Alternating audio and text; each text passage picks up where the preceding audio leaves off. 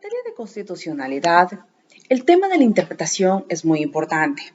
Una regla, por amplia que sea, se establece para un determinado número de hechos y actos. Si en la realidad acontece el hecho tipificado en el supuesto de hecho de la regla, el efecto jurídico debe aplicarse, mientras que los principios tienen una gran estructura más simple. Se caracterizan por contar con uno o varios valores, más de ámbito o espacio jurídico, de protección o influencia, mediante el cual se satisface el valor o valores protegidos. Es por eso que tenemos como definición para los principios que son normas que ordenan que algo sea realizado en la mayor medida posible, de acuerdo con las posibilidades fácticas y jurídicas. Por ello, los principios son mandatos de optimización. Dentro de esto tenemos a las características de los principios y están tres: la fundamentabilidad, la generalidad y la vaguedad. Como la fundamentabilidad tenemos que es una norma, significa que su modificación o sustitución tienen como efecto directo una transformación del resto del ordenamiento jurídico o del sector de este en el que está insertada, mientras que la generalidad, por su parte, alude a la amplitud del campo de su aplicación, es decir, indica qué tanto el supuesto de hecho como la consecuencia jurídica están regulados en términos generales y abstractos, mientras que la vaguedad, aunque muchas veces es confundida con la generalidad, no obstante un sentido distinto, así se puede afirmar que es una norma vaga cuando, dado su amplio ámbito de indeterminación semántica, es difícil efectuar una identificación entre un caso y el supuesto de hecho previsto en la misma, por lo que aparecen o pueden aparecer casos límite o dudoso, que no están claramente excluidos ni incluidos en la norma. Y tenemos también lo que es la aplicación de los principios. Para el jurista Carlos Bernat Pulido nos dice que los principios se aplican mediante la ponderación. Para ello, la ponderación se ha transformado en un criterio metodológico básico para la aplicación jurídica, en especial para la aplicación jurídica de los derechos fundamentales, aunque diría con más concreción para la aplicación de los derechos constitucionales vigentes, donde se busca fomentar una prohibición de excesos y defectos. Es decir, los principios deben aplicarse proporcionalmente, no debiendo excluirse entre sí, sino que en cada caso se pondera cuál pesa y qué ha de tener la preferencia o en qué medida.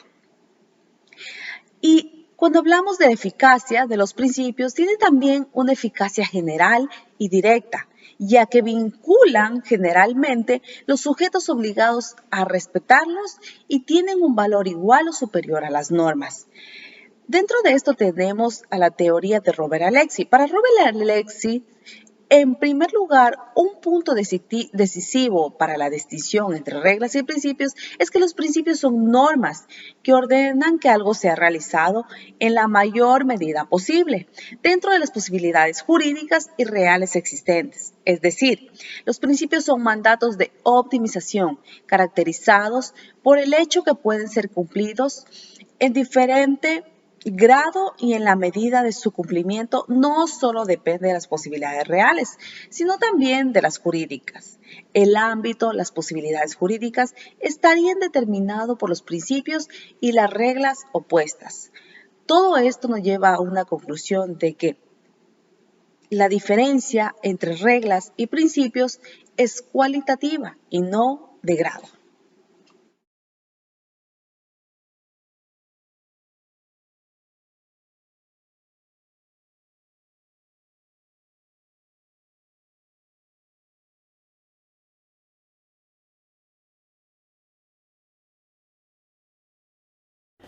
Las reglas son una serie de normativas que se establecen para orientar el correcto desarrollo de una acción o actividad. Son de obligatorio cumplimiento y pueden estar dirigidas tanto a un individuo concreto como a un organismo o grupo social.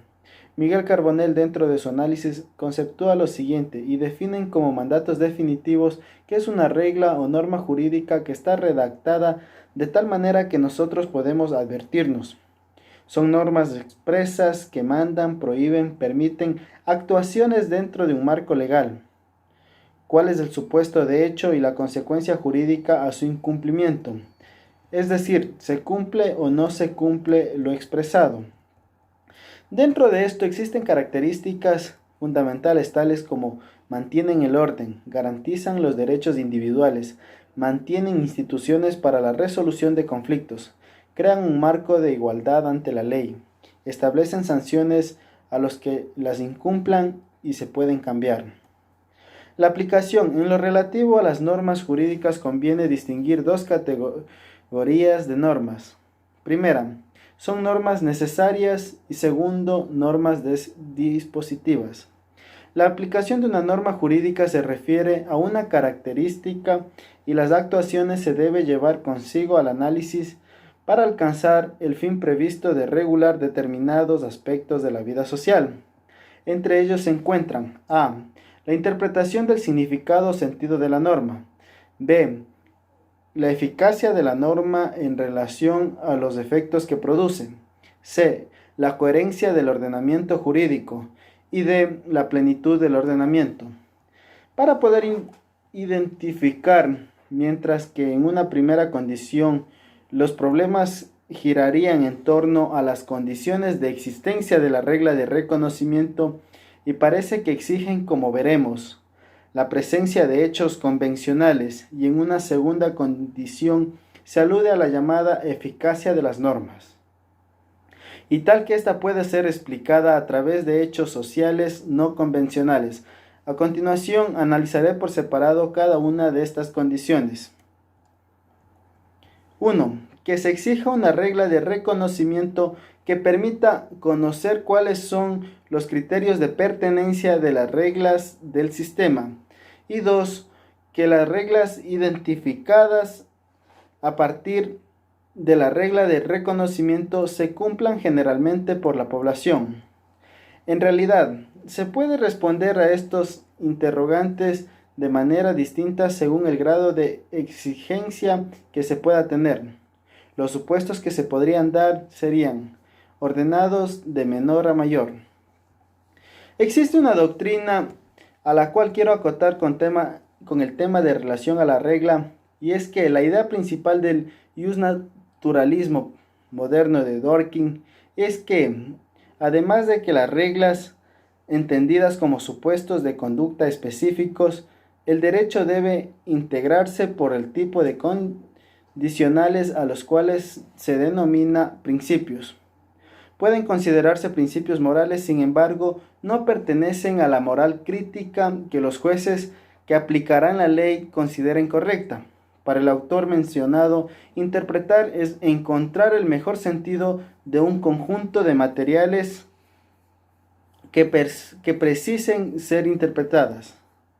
Si es mejor tener un sistema de reglas como propone Hart, o si es mejor un sistema de principios como propone Dworkin, donde se abarcan los principios y reglas son objetivos de definición y crítica. Dworkin afirma que el derecho no es solo el sistema de reglas, sino que también de principios, siendo estos los últimos más relevantes, pues le dan sustento a justificación y reglas.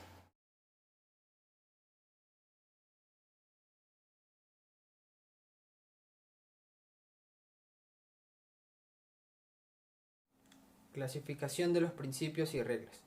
Cabe mencionar que los principios constitucionales forman un conjunto homogeneizado por el dato capital de su supremo valor normativo dentro del ordenamiento jurídico. Sean principios constitucionalizados, sean principios inducidos del articulado constitucional, los principios constitucionales participan de la fuerza normativa de la Constitución en relación con las restantes normas del ordenamiento jurídico.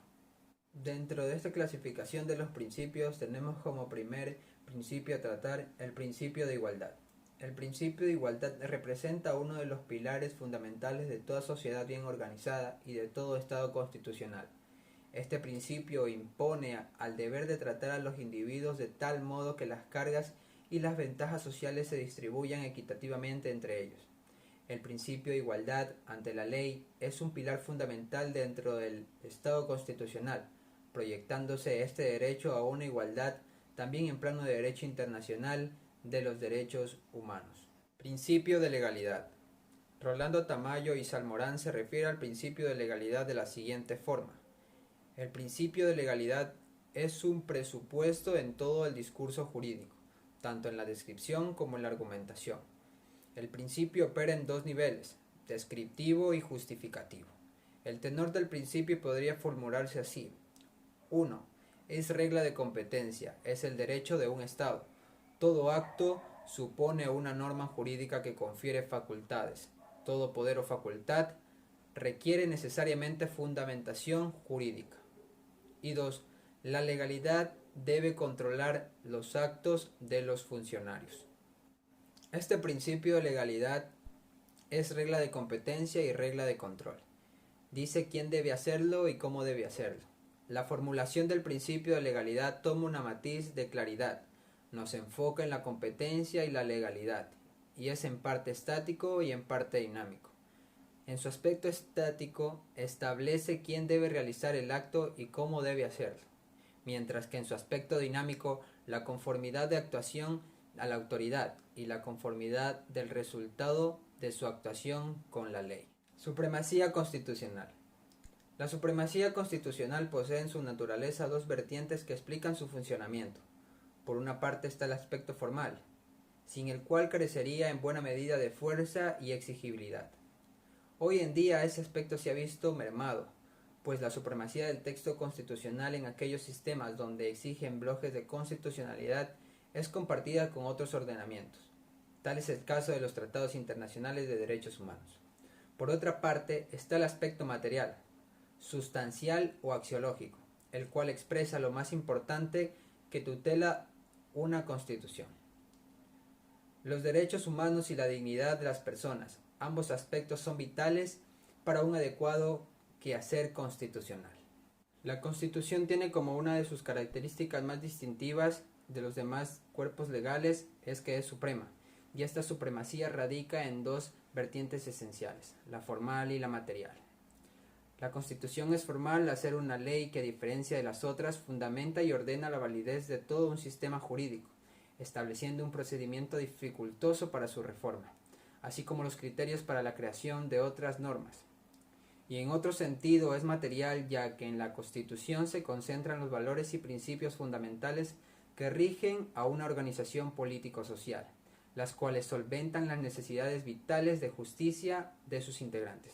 El artículo 4 de la Ley Orgánica de Garantías Jurisdiccionales y Control Constitucional señala los principios procesales que la justicia constitucional debe aplicar, y en el numeral 3 específicamente dispone lo siguiente: iura novit curia. La jueza o juez podrá aplicar la norma distinta a la invocada por los participantes en un proceso constitucional. De lo mencionado se desprende que, según este principio, el juez constitucional puede sustentar su fallo en alegaciones no esgrimidas y fundamentadas por las partes procesales. Hay que recalcar que el juez suple lo no invocado o lo mal invocado por las partes, pero sin cambiar las pretensiones, pues de lo contrario implicaría la incongruencia de su resolución. Y por último, el principio pro homine. El principio pro homine se perfila como aquel que por excelencia permite la obligatoriedad de elegir la fuente y la norma que suministre la mejor solución para la vigencia de los derechos de las personas, lo cual a su vez se relaciona estrictamente con el cumplimiento del principio a la igualdad y no discriminación, siendo este uno de los estándares en el que el derecho internacional de los derechos humanos ha hecho hincapié junto con el derecho constitucional. A través de este principio, el ejercicio de los derechos constitucionales es menos limitado, pues en la búsqueda de mejores estándares de protección de los derechos humanos, la aplicación del principio pro homine ha sido la gran impulsadora de esta evolución, bajo el postulado que la exigibilidad inmediata e incondicional de los derechos es regla y su condicionamiento la excepción.